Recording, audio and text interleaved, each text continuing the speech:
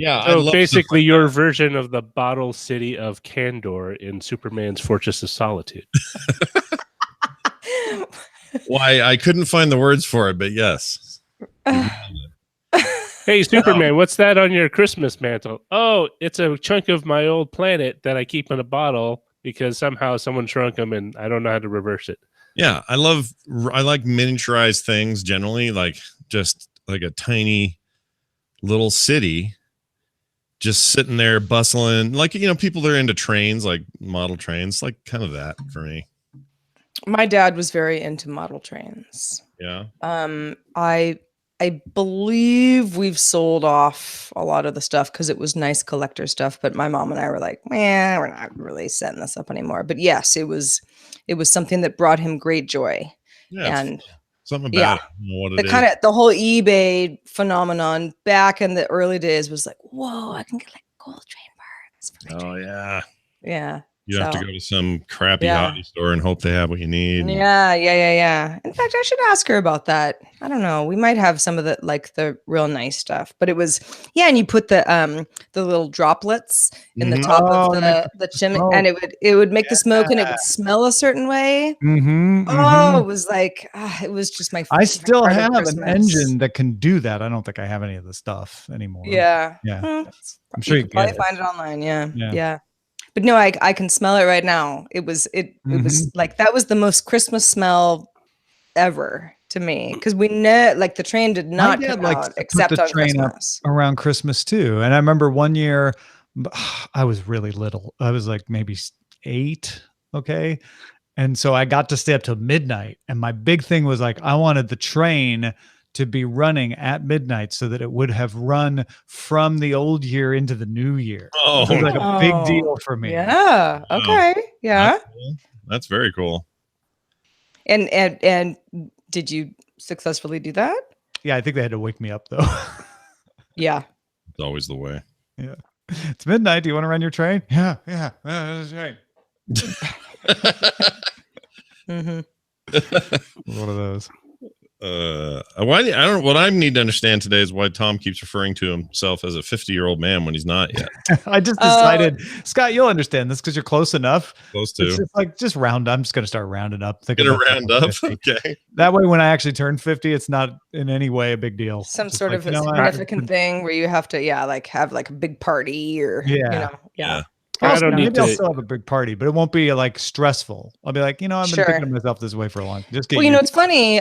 Just a couple of months ago, a friend of mine who turned 51, I went up to his party in Sonoma, but it was his 50th party. And they did it. He and his wife did it on purpose because they were like, when I actually turned 50, it was kind of like, we were just sort of going through whatever. So this is my 50th party. It's just that I'm actually now 51. But it was a big party. I mean, but I think it was like that much less stress for him specifically because he'd already spent a year being 50. He was doing it like when you do a new decade, people celebrate in the year 2000, but they should be celebrating in 2001, right? Right. Yeah. After it's been. Scott, would you read line 3 today? I would read line 3 with gusto and agreement. What about a plum? Yeah. A peach, even. A peach. All right, I'm going to count you in. Ready? Yeah. 3, 2, 1. And I lost it. Sorry. There it is. That's all right. That's all right. All right. He's right there. Just count me in again. Count you in again. All right. Here we go. 3, 2, 1.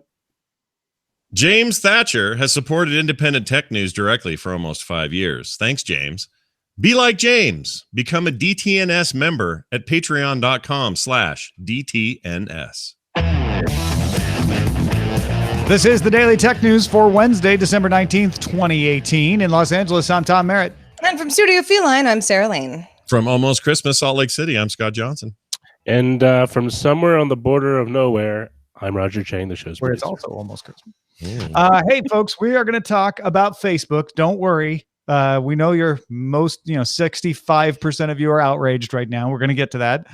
We're also going to talk about AI generating faces that are almost indistinguishable from real photographs. But let's start with a few tech things you should know.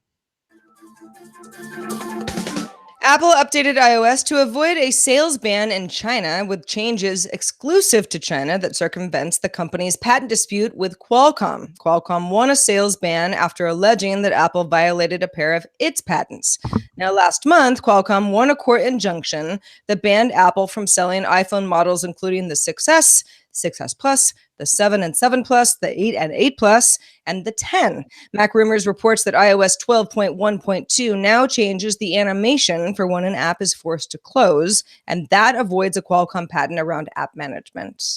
Man, that's a fiddly thing.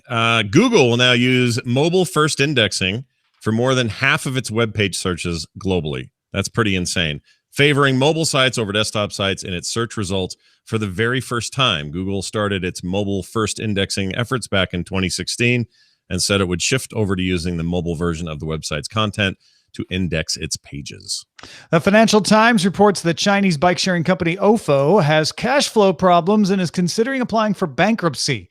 Ofo raised $2.2 billion on the promise of its large bike-sharing operations worldwide. Chinese bike-sharing company Mobike recently sold off to one of its shareholders, and China's Blue Gogo bike-sharing company recently went bankrupt itself.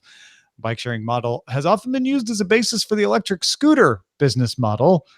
Hopefully for the electric scooter people, it works out better for them. All right, let's talk about a cool feature coming to Windows. Yeah, if you're into Windows, Microsoft will bring a feature to Windows 10 Pro and Enterprise editions specifically. This is going to be next year. They're calling it Windows Sandbox. And here's why. When virtualization is enabled in the BIOS, users can isolate an app to the sandbox so it can't affect the rest of the system. And when you're done, the 100 megabytes of that sandbox is deleted. Feature will be available for testing in build 18.305. I am sure 100 developers just heard me say this and know exactly what they're going to do with it. But well, it's great if you want to download an executable, but you're unsure. You want to see what it does first. You can do this with the virtual machine, but the virtual machine may not perform as well.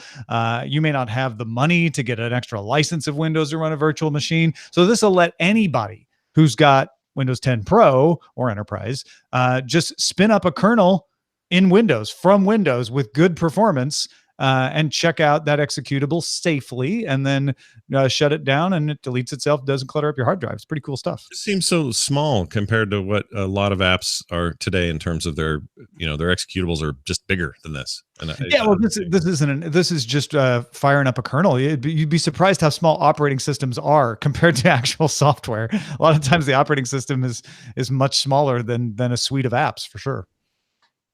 In other Microsoft news, former Microsoft intern Joshua Bakita posted on Hacker News that he believes Microsoft decided to abandon the Edge HTML engine in favor of Chromium because Google kept making changes to its websites, like YouTube, that broke the site in other browsers, and Microsoft couldn't keep up. For instance, he said a hidden empty div tag broke Microsoft's video acceleration right at the time that Google began advertising Chrome's advantage over Edge in video playing battery life. A Mozilla program manager previously claimed that a YouTube redesign made Firefox 5 times slower in both Firefox and Edge. Google denies these claims, says that the hidden div tag was a bug and it was removed after it was reported, nothing more. Google also told The Verge, quote, YouTube does not add code designed to defeat optimizations in other browsers. But we don't mind if it shows up accidentally. They didn't say, in addition to that. Which is my best guess for what happened here is they make changes and don't worry about whether it breaks things for Edge or Microsoft. And of course, Edge moving on to Chromium is not going to have that problem anymore. But Peter Bright over at Ars Technica put together an opinion piece saying how this is really bad in a lot of ways because Google controls the Chromium project. And because Google controls the Chromium project, it has outsized influence over what happens on everything on its platform, which now includes Opera, Safari, and soon Edge, leaving Firefox and its 9% of the market as the only non-Google influenced browser out there. Yeah. Also, okay, I'm going to go back in time to a time when I was art director on a website and I had to work with programmers. And the short of that story was if you had an errant div tag just floating around in the code, page code generated dynamically code, it didn't matter. they would find it in seconds. Like that stuff never made it out the door. So I feel suspicious of this explanation for some reason. It's Google. Hidden, Scott. That's why they couldn't find it. Yeah, but I don't know, man. I feel like this stuff's that part's weird to me, Like and someone hid it, and someone else should be able to find it, right? Yeah. Here's an exercise. Here's an exercise for the users. Come up, those of you who work in this sort of thing, come up with a reason that a hidden div tag might show up and you wouldn't know it in your code. Yeah, I'd listen to that because again, I'm not an expert by any stretch, but I just remember these guys were so hardcore about weird little things like that, and obviously we're a different scale here, but than they're talking about. But and I'm not ready to say, hey, Google, you're what a dastardly, horrible thing you've done as a supervillain twisting your mustache here. I just it just feels a little fishy coming from Google of all places. But yeah, I guess. You could save that for Facebook because that's our next story. The New York Times alleges that Facebook provided access to user information to hundreds of tech companies, around 150 big companies, Microsoft, Netflix, Spotify, etc., without user permission. Facebook says the access described only involves users who log into their Facebook accounts on the websites involved. For instance, users who log into Facebook on Spotify could allow Spotify to automatically send a message about what songs they're listening to and even message with friends while they were in the Spotify app or on the Spotify website. The New York Times describes this particular feature as Facebook letting Spotify, quote, read Facebook users' private messages, which is technically accurate, but I think misleading. In the wake of the report, the UK's Digital Culture, Media and Sport Committee has issued a statement calling on competition authorities to open an investigation. And to add to Facebook's horrible, no good, really bad day, the Washington, D.C. Attorney General has announced it's filing a lawsuit against Facebook over the Cambridge Analytica scandal, saying it didn't take proper precautions to protect data and misrepresented third-party developers' ability to obtain data. Now, this morning on TMS, I talked with Scott about why I think while Facebook is not without blame here, this New York Times story isn't great and likely to cause an overreaction, because what was happening here, in my opinion, is not much different than what happens when an app says, hey, we want to be able to send messages or write posts on your behalf. Is it okay to let this app do that? And you get that moment where you're like, I don't want it to just write anything, but you realize, oh, it's doing a very specific thing that I want this app to do. Okay, I'll give it that permission. The only difference being, and this is why I don't think Facebook is off the hook, Facebook didn't ask you. They just said, hey, if you're signing into Facebook on Spotify, then you will just assume you think everything that happens on Facebook is also happening there. Yeah, go ahead, Sarah. Well, I was just going to say, I mean, from what I understand of the particular Spotify example that you just laid out, Tom, telling a company what I'm listening to is not the same as reading my private Facebook message. But they're not reading. That makes it sound like somebody at Spotify has a big cache of all your messages and can go through and read all of them. What it allowed, as far as I can tell, is Spotify to have the messages come into their servers so that they could show them to you while you're logged into Spotify and send them back out. And that is, they weren't storing them. They weren't selling ads against them. This isn't third-party data collection. This was just access to it. Now, granted, Spotify, you might not decide you don't trust Spotify and that they'll save those messages and keep them for nefarious purposes, which is why you should be told, hey, Spotify is going to do this. Are you cool with that? So that you can like, oh, yeah, I guess I trust Spotify. It's fine. And Spotify, Netflix, Microsoft, the 150 companies are mostly all saying, yeah, we don't access your personal information. This is just enabled features to happen when you were logged into Facebook on our site. However, sure, Spotify not using my data for nefarious purposes, fine, great. Even if I believe you, there are data breaches every day. So, but the fact that we live in that sort of a world, that's more of the issue as far as, if it were me. I think the New York Times story, where the New York Times story goes, is making it feel like the breach happened, rather than focusing on, hey, Facebook had these features enabled. How this works seamlessly. And they didn't clearly make, let you know that what was happening on Facebook.com would also happen on Netflix if you were logged in to Facebook through that feature. On the other hand, I don't think it's crazy to think that most people might assume that, but we've gotten into a world where you want to err on the side of transparency. And so I think it's fine to hold Facebook's feet to the fire and say, you should always ask first. Don't just assume. but I also don't think this is as bad as a data breach or as bad as data storage that could be sold to third parties, et cetera. And I think this New York Times story exaggerates it. Yeah, and they're obviously in a position, or Facebook's in a place right now where they're an easy target, and by easy, I just mean they've set themselves up in other ways for people to sort of jump the gun and freak out. I think it's also a little bit weird that small services and sites are required to ask you if you're cool with it, and for whatever reason, these bigger tech companies were not asked that. Maybe there was previous agreements, they had previous partnerships. Yeah, sure. And that's not cool either. I agree with you there. It's not cool. But I'm glad that you're at least talking about it in the sort of raw, truthy way here, because I think it's important for people not to jump overboard. Even though I don't even really care that much about Facebook, it's not an important service to me. It doesn't really make that big a difference to me. I'd say I've never seen Tom really rely on Facebook as a really important aspect of his triangulation with fans and people and friends. So it's not like we're defending a company who's clearly making goofs, and I think some of this. I'm definitely not defending Facebook. No. But it's just so easy to go, the whole house is on fire, when really one of the outlets went out and you just need, it's a fuse. It's not a bad analogy, actually. Yeah. They should have made sure the electricity worked in the outlets, but the house is not on fire. Yeah.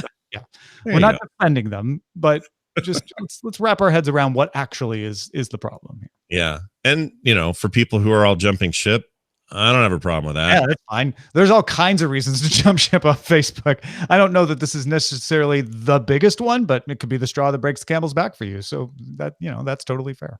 Could be. Well, all right. Tuesday night, Elon Musk, everyone's favorite future supervillain. Just kidding. I just think that's a fun thing to picture. Demonstrated a car modified with retractable tracking wheels, traveling at 44 miles an hour for 1.14 miles in a test tunnel that he probably dug. Anyway, he did. The boring company. Thank you. The boring company. Oh, they're so boring. Musk believes he can make the technology work at 150 miles per hour over long distances. He would like to create a system of tunnels under cities with a combination of private and autonomous cars providing transportation. So another step in his quest to build this crazy. Or is it though? I mean, really, the technology showed off is that he can dig a tunnel. Because sending a car at 44 miles an hour is something I could do if the tunnel's already there.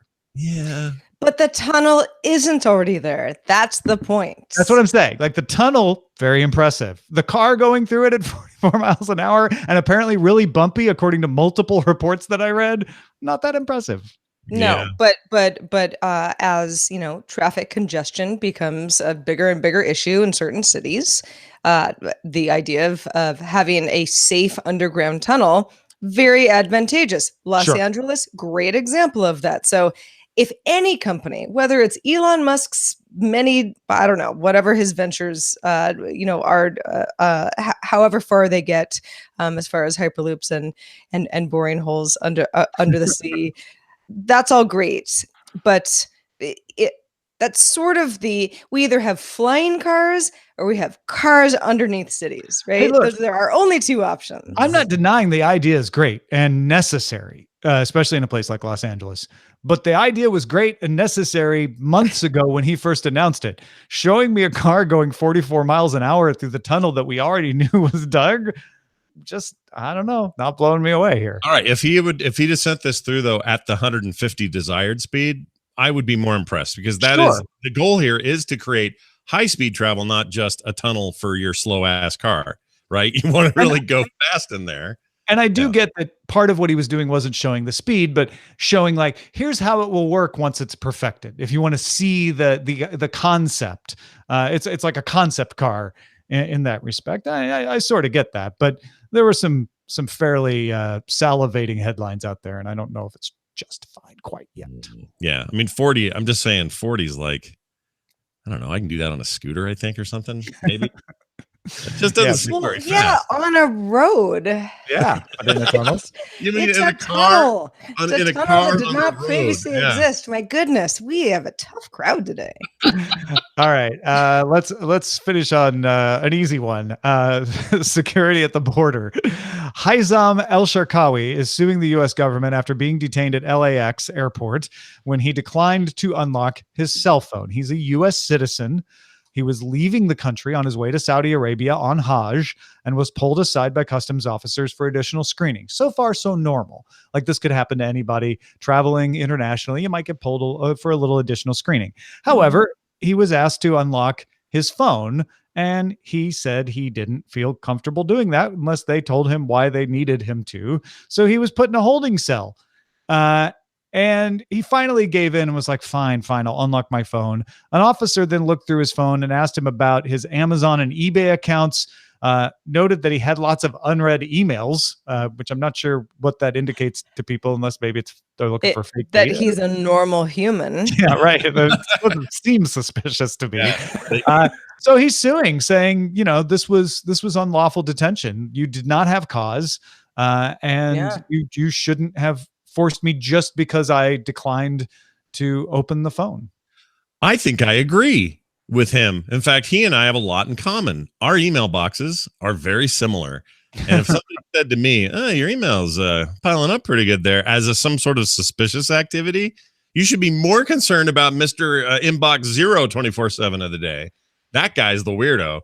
The whole thing is super funky, and I'd be mad if I was him. There's no way. And especially, we hear a lot about, your Google search history, might, link you to something bad. Whether or not you actually did anything, it's, it's indicative of what your interests are. Amazon and eBay search history or purchase history could be something that law enforcement might want to tie you to. It doesn't sound like they had a leg to stand on in this case. And certainly putting somebody in a holding cell while they look through your Amazon history is ridiculous. But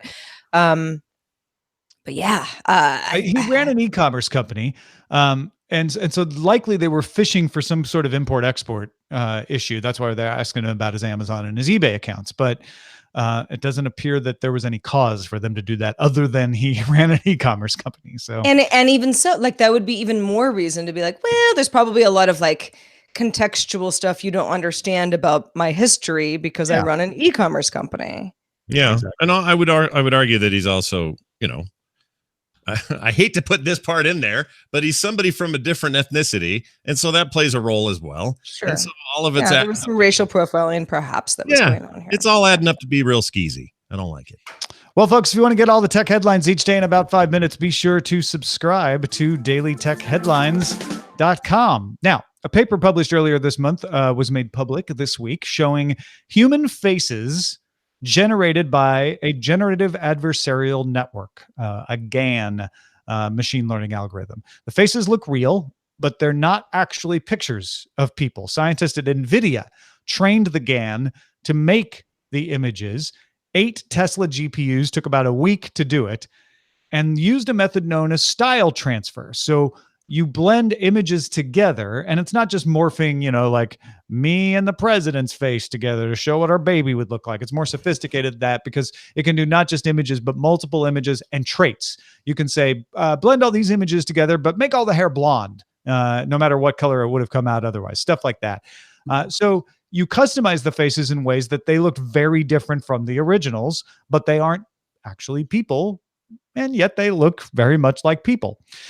Now, artist and coder Kyle McDonald has had a Medium post up for a while explaining what to look for to identify AI-generated faces, and he updated it in the wake of this because he's like, wow, this got a lot better in the year since I told you what to look for in the old photos, but there are still things you can do to identify whether something is fake, and this is going to be a new skill. The way we used to look for airbrushing or photoshopping, we're now going to have to look for GAN-generated images. So here are some of the things to keep an eye out for.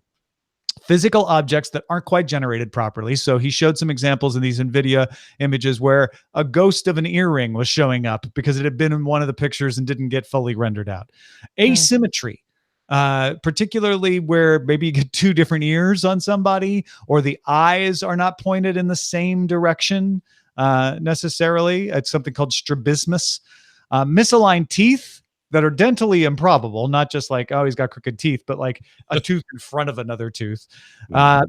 Hair that's not just messy, but really like unusually messy or disconnected either, like a strand that's just on your forehead and unconnected to the rest of your hair is one example, or hair or clothing that looks painted.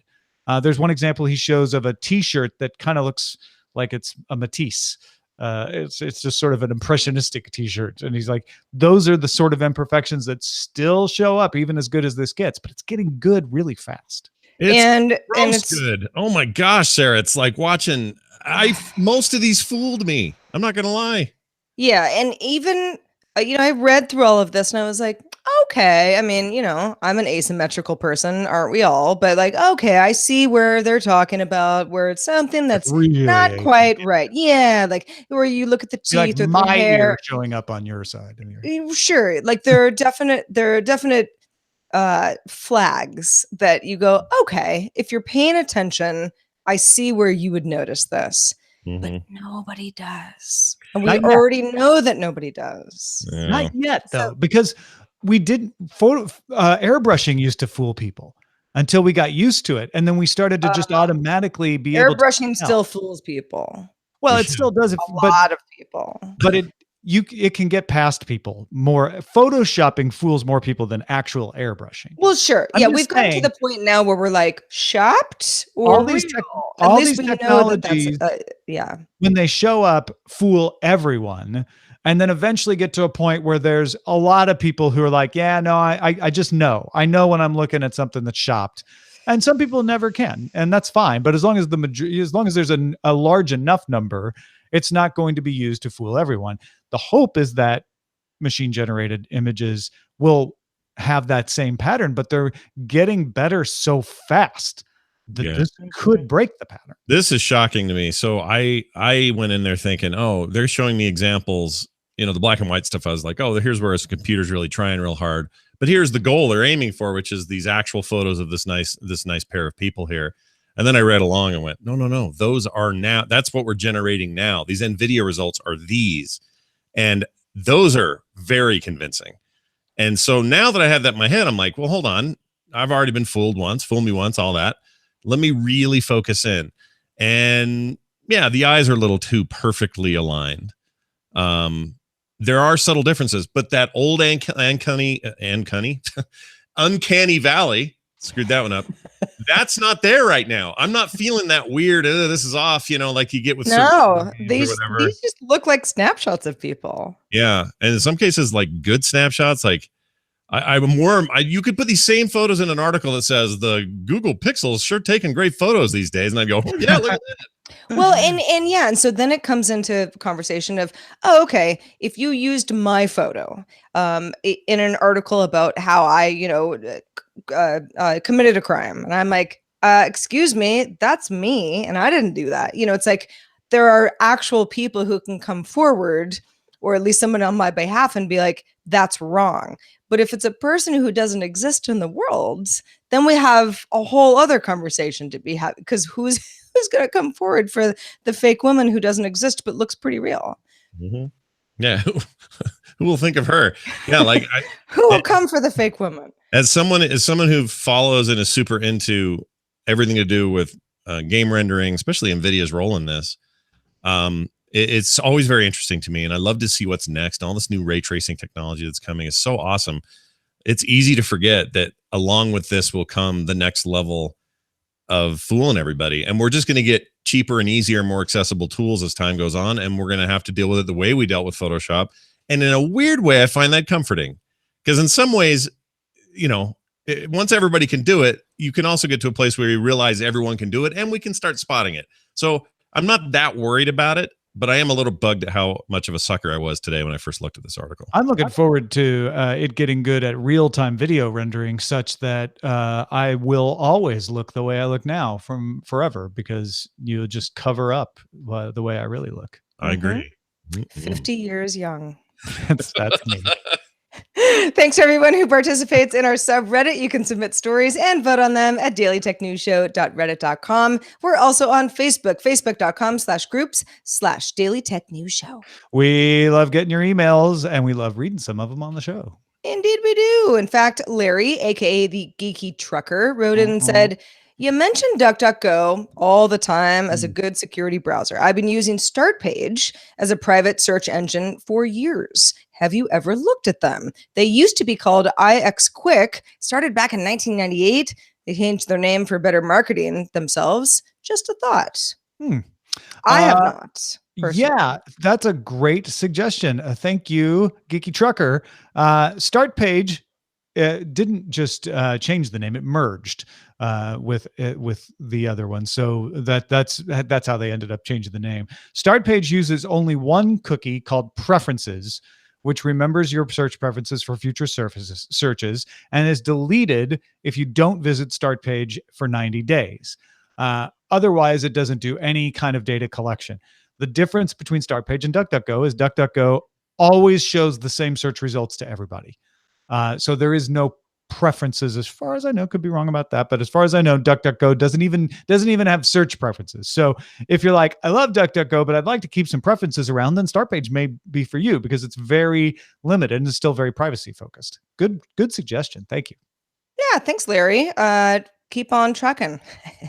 Also, thanks to Scott Johnson for being with us. Scott, what has been going on since we saw you last? Well, everything was great until that joke just now, and now I started laughing, and I can't stop thinking about it. But things have been going really good. You know, speaking of DuckDuckGo, last Wednesday we had this very brief conversation that I owned a domain. We were talking about domains and who owned them and stuff. I owned a domain called newduck.com, and Tom's like, you should donate it. And I said, nope, I'm going to draw a new duck on there every day. Well, guess which of the two choices I chose? That's right. I'm drawing a new duck every day. So here's what you want to do. Just go check out newduck.com. And it's just a silly, dumb thing. What's your privacy policy, though? Mine is 100%. Well, it's whatever the rest of my site is, I guess. There's a new duck there every day. Most of them are colored and finished in ink. Some are just sketches. I've only been doing it for a little while here. But if you want to just see a new duck every day, why, newduck.com is your place. So go check it out at newduck.com. And the whole site's there so you can see everything else I'm doing, as well as my Twitter account at Scott Johnson. Man, in a world full of people trying to get something from you, I love that you just want to give. In a world full of people trying to get it's almost something. Christmas. It's all giving time. So I'm here to give, and my giving is ducks. So enjoy them. Yeah. Thank you, Scott. It collects 3 cookies, Squarespace, 2 Squarespace, and 1 Typekit. There you go. That's not bad, right? Pretty, it's no DuckDuckGo. That's pretty good. No, but it's very solid. You don't have to put any search queries. Just look at ducks. That's right.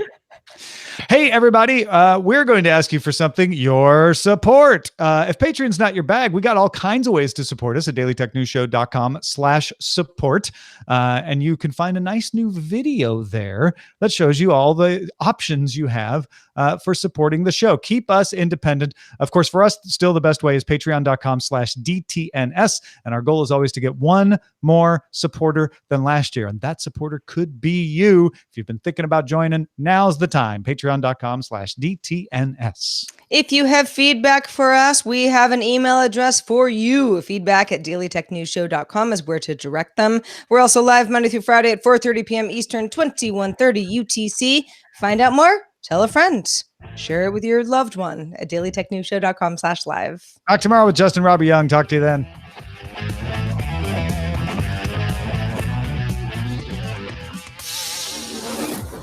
This show is part of the Frog Pants Network. Get more at frogpants.com. Diamond Club hopes you have enjoyed this program.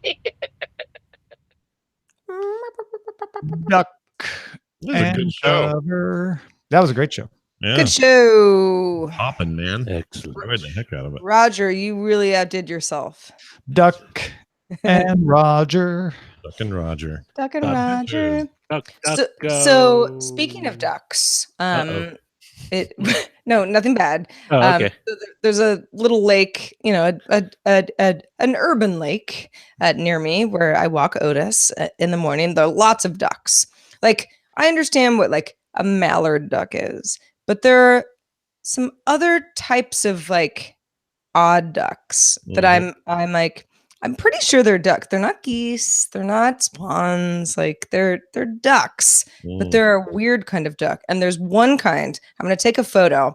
Maybe I'll put it on Lens when I walk around there, either this afternoon, tomorrow morning. And I swear to you, these ducks don't have wings. Oh, weird. Like they don't have wings, or they're just I'm clipped? sure they do, but the way that they walk, they look like quails, where you're like, I don't know, like you don't seem capable of What's the flying. head Like, where are coloring your of the wings? duck? They're like Puce. black with like little white sort of Speckles. mohawks. Oh, wow. Oh, we have those. Those are ducks. I don't remember what they were called though, but I had the same. You know what I'm weird talking fairy. about? Yeah, they all look a little emo, like a little. Oh, they're goth ducks. They're they're goth ducks, and they potentially can't fly. I'm like, I keep waiting for They one of them to get can. spooked enough They Yeah, to. they can, they shop just at don't- Duck Topic. Yeah, no, duck- they just don't feel like it.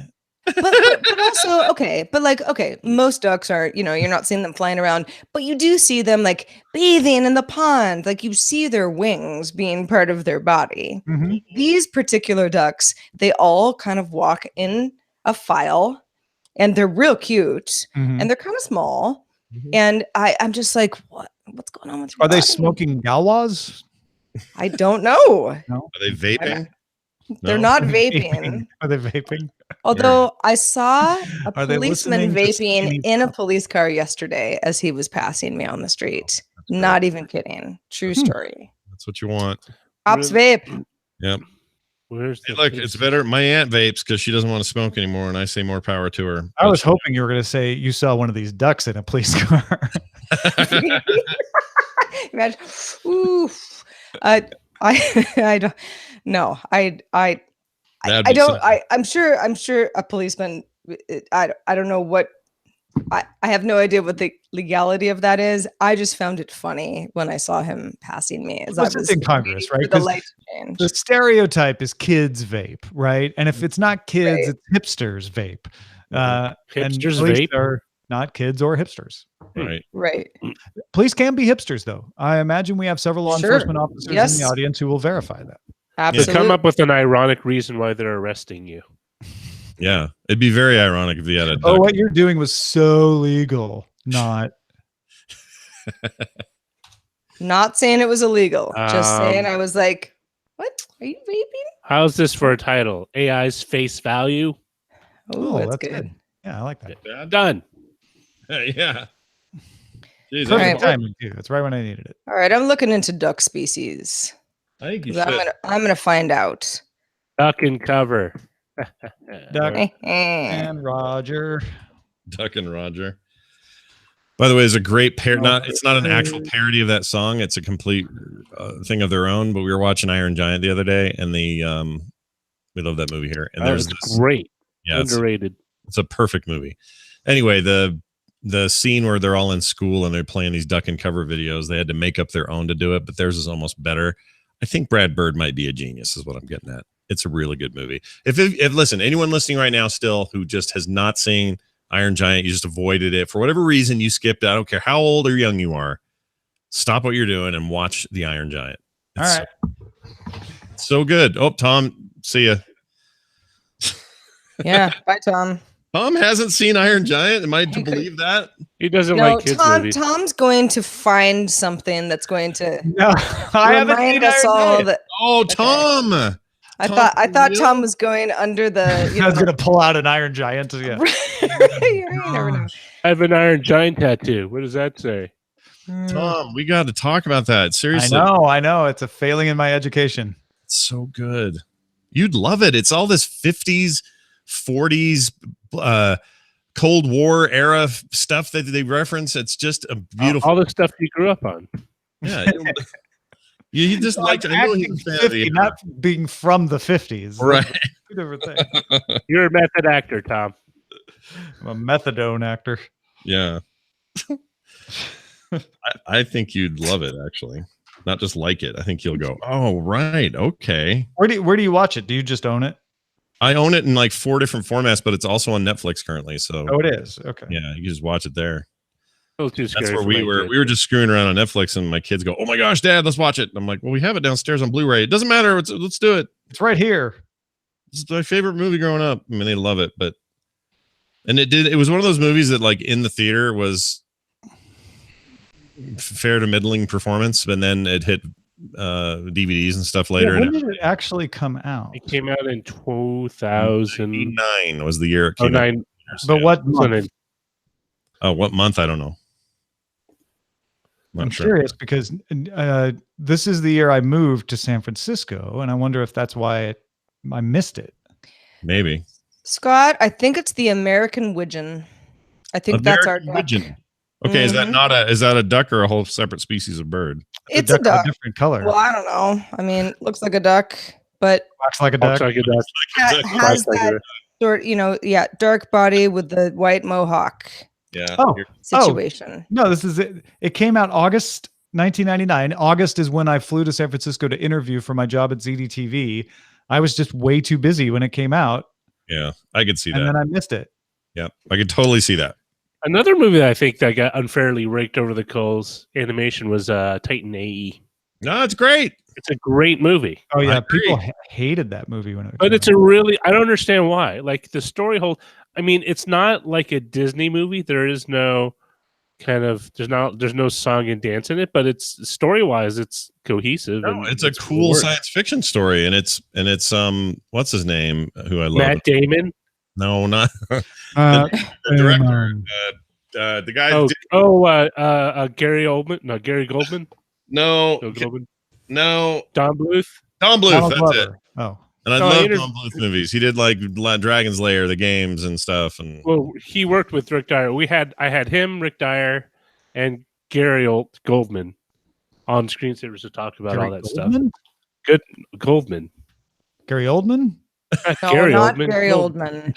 That's Put a not G who it in front of was. the Oldman. Okay. You really are an old man, Tom. Old? Did someone say old man? 50 years young. I'm looking up lots of duck species. Sorry, guys. No, Very You should busy look right up now. Ducks.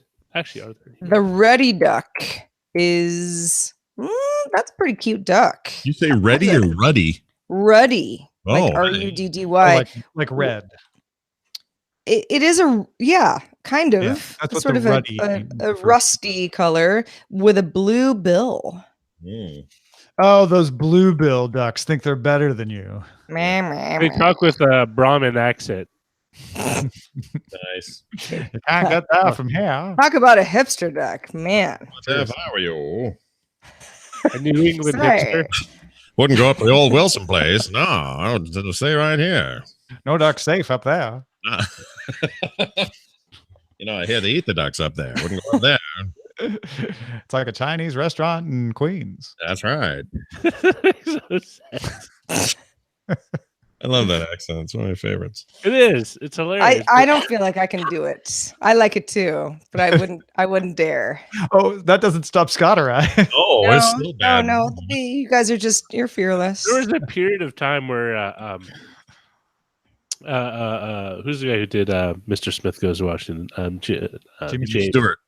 Jimmy Stewart, right? His generation, they all had that affectation because it was a period of time where if you had it, it was a signifier of social status. And I so believe everyone- is that not, are you not referring to the transatlantic accent? that is, but that's in some ways related to the way the Boston Brahmin accent was Mhm, also from an earlier period, like 20, 30 years before, migrated over because it was a symbol of status. Like ducks. He migrated like a duck. Aha! It's all tied Full together. circle. Duck. I love duck. It's so delicious. Although some people don't like it because it's too oily. It's oily. Yeah. Pretty oily, but I still like it. Yeah, well, Tom should like it. You like oily fish. Two things you don't want that are oily: a duck or your blind date. You don't want an oily blind date. Depends. You want an oily duck. If I'm blind dating and a ref, I don't think you want an oily date. Yeah, no, you're probably right. Yeah, Yeah. blind or otherwise. But at least Yeah, you know what you're getting into. If it's when they're blind, you're like, oh, geez, you set me up with a oily. They're blind. You mean it's a blind date? where you don't The know date is blind. The person is Date- not necessarily date being blind. blind. Yeah. Well, if someone set me up on a blind They're date, not with- mutually person being blind is exclusive, but irrelevant. that It would could- be yeah, that they would could be blind or unusual. not. That doesn't matter. Yeah, it's all about the oil. Listen, what think if it's about it. essential oil. The oily you are, the younger you look after age 50. Wait, where's the oil? Like on your hair or just in your face? Just coming out of all pores across your body. Isn't that usually like teenager, high school? Like I need my OxyClean. Yeah. That's the oiliest or the youngest. Yeah. Exactly. Yeah. The oiliest. Those seeds are so slippery. You can have oily skin older in life. But I'm Sure. just saying, the oilier you are, the younger you look. I have the See, right? dry So up blessing here, and curse. but oily. No, dry here, oily here. Like I have an oily tea. Let they who are among us without oil cast the That's first the cotton first. swab. First cotton swab. Like I have oily hair. I do. If I don't but that's when people say like, oh, I didn't wash my hair in a week, I'm like, oh, I mean, if I didn't do that, we'd be in a world of hurt. I would be. I mean, that's. But those are like they say they different haven't hair washed their hair, follicles than Do they mean just not using shampoo? Because there's a big difference between not Right. using shampoo for a week and not actually putting water on your hair for a week. No, it's just, well, I mean, depends on the person. And curly hair is different than straight. I have really straight hair. But like there are folks who just you can preserve the hair better by not washing it. Yeah. And But you stretch still it, rinse it a with week water. and no. No, that would never work. No. I can cut You're back on the shampoo. you're wearing like a very like tight shower cap to not wow. get your hair wet. That's crazy. I know. So I mean, and that doesn't work for me. No, that I would can not go work. like If you're I can going- go maybe 2 days. I and can then I'm skip like, "Ugh." shampoo because shampoo does Yeah. dry you out. And if you use it too much, it can, it actually cause oil, but not actually like rinsing it. kind of Yeah. nasty. Yeah, that's nasty. Yeah, but I you actually- do that because depending on what kind of hair you have. No, if it doesn't make your sometimes hair you have oily, then it's not nasty. Yeah. You're right. Yeah, sometimes would be getting it nasty wet to is like me. that's like you might as well wash it at that point because now you're back to square zero. So I gotta wash my hair after. The longest I can go without touching my hair or anything is 3 days. I really Same. thought Roger was going to say I he mean, had I to could- wash that man right out of I his could do, dry shampoo exists, and Oh, we tried that for my daughter. That stuff is. it depends. It does come in handy, but even with that, after 3 days, I can't. I just can't. Yeah. Even if it like I was sort of passing for the rest of the world, I would. I feel would not be able gross. to exist in a non-plumbing society. Like I would need running water to clean myself after like 3 days, 4 stretch it 4 days without a shower. I would go You could straight. bathe. You can't could go do to it without running water and just bathe like in a creek or something. You'd be all right. Yeah, just find a creek. Yeah. It's fine. Yeah. There's a creek just around the corner. You'd have to live near a creek. Yeah. In a van, maybe. Well, or just sleep Shave out my under the head. stars. Maybe I'll shave my head and then I'll just. Can you use soap on your scalp at that point or no? Yeah, why not? I think so. Well, it's different skin, You don't have right? hair. No, it's the I same don't think the skin. skin's the hair is what's different. The You skin don't have itself. like a separate person growing up there. No. There's like you have different skin. Like it's like they're not. I don't. But so like if if a man or woman is bald, I don't think you have to use shampoo on your head. At that point, you're just Yeah, using. but you still soap. gotta wax it or something to protect No, you the. just use soap. No, you don't have to wax your head. You don't have to. I don't know anyone who waxes their head. Video folks, we understand that you have to go. Audio folks, stick around for Roger's secret hair care tips right after this.